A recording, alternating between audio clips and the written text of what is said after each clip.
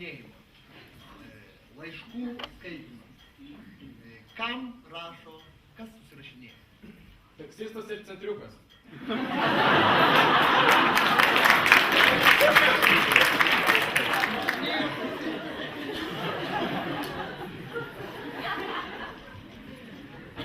Nu, karoči, labas. Žiūrėk, dabar, kalbėkim kažkaip paprasčiau, bet atviriau. Paskutiniai buvo, kur vaizavai kvietimai.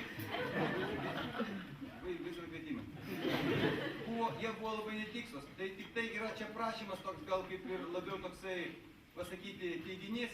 Būk tikslesnis, iki. Laska. Sveikas. Čia Valerija. Visą laiką malonu šitoj landiniai gauti tavo laišką. Kaip tu laikais? Kaip tavo Audi 100cc? Taip vadinama silkė. Ar lakstai su ją po Kauno gatves, vienpusių eismų? Aš šiandien apsirengusi labai ypatingai, nes pamačiau tave ryte. Aš esu su džinsais ir su džemperiu. Klausyk, norėjau tave tiesiog perspėti. Daugiau nenumilinėk dyzelio, nes čia pas kažką įtarė. Sveika, Valerka, praeitą kartą. Aš tau rašiau.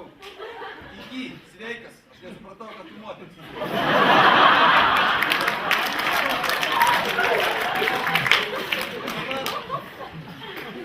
Man yra aiškiau ir aš. Aš čia, žiūrėk, gal aš ir biškį pirignu. Žiūrėk, kreipsiu tave paprasčiau. Matai, net ir gėlytę tau papiešiau. Žiūrėk, yra dabar, nu kaip, eikim tada ant kitokio razgovoro. Kaip sakyt, kaip ten pas jūs štabe, aš niekad ten nesu buvęs, nu, žodžiu, kaip tau sekasi, iki.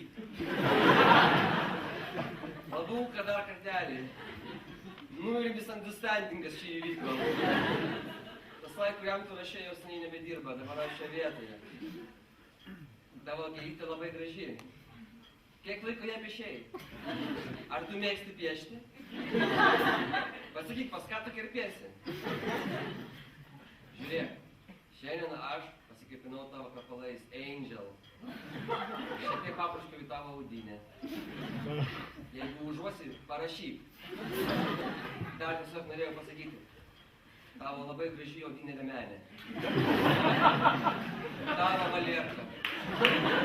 Jeigu galėsim, tai susirašykime 3 pašnipštimai.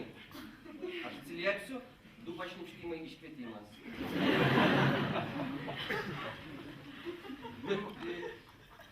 Sveika.